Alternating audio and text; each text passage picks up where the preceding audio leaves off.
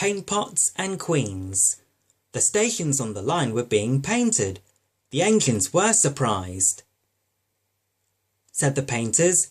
The engines in their shed were excited and wondered who would pull the royal train. Said Edward sadly. Gordon said gloomily. Boasted James the Red Engine. Henry snorted. The days passed. Henry puffed about proudly, quite sure that he would be the royal engine.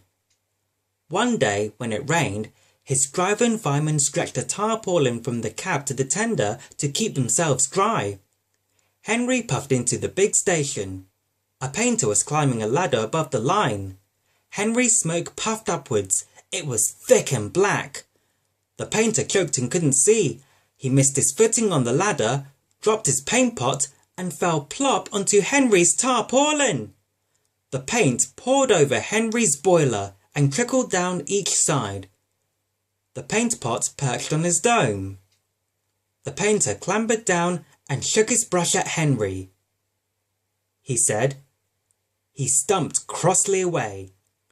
The Fat Controller pushed through the crowd. He said. He walked over to the yard. Gordon and Thomas saw him coming and both began to speak. Smiled the Fat Controller. Said the Fat Controller. The Fat Controller pondered. Said the engines happily. The great day came. Percy, Toby, Henry and James worked hard bringing people to the town. Thomas sorted all their coaches in the yard.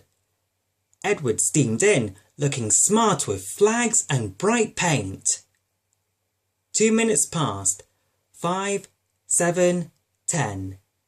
Everyone knew that whistle, and a mighty cheer went up as the Queen's train glided into the station.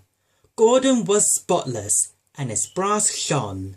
Like Edward, he was decorated with flags, but on his buffer beam, he proudly carried the royal arms. The Queen was met by the Fat Controller, and before doing anything else, she thanked him for their splendid run.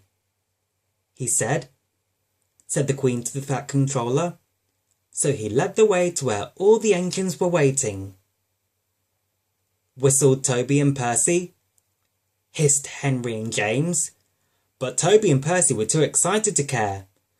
The Fat Controller told the Queen their names, and she talked to each engine. Then she turned to go. Percy bubbled over. He called. Whistled all the engines. The Fat Controller held his ears, but the Queen, smiling, waved to the engines till she passed the gate.